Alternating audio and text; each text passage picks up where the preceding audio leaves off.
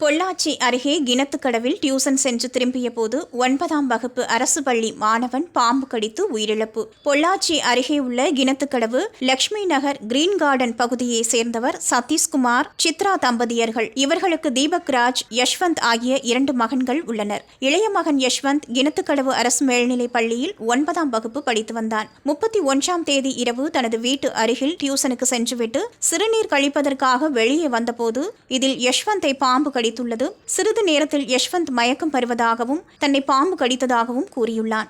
இதனையடுத்து அக்கம் பக்கத்தினர் சிறுவன் யஷ்வந்தை மீட்டு சிகிச்சைக்காக கிணத்துக்கடவில் உள்ள தனியார் மருத்துவமனைக்கு கொண்டு வந்தனர். அங்கிருந்து மேல் சிகிச்சைக்காக கோவை அரசு மருத்துவமனைக்கு கொண்டு சென்றனர். அங்கு மருத்துவர்கள் யஷ்வந்துக்கு தீவிர சிகிச்சை அளித்தும் சிகிச்சை பலனளிக்காமல் மாலை பரிதாபமாக உயிரிழந்தார். இதுகுறித்து கிணத்துக்கடவு போலீசார் வழக்கு பதிவு செய்து விசாரணை நடத்தி வருகின்றனர். அரசு பள்ளி மாணவன் பாம்பு கடித்து இறந்த சம்பவம் கிணத்துக்கடவில் சோகத்தை ஏற்படுத்தியுள்ளது.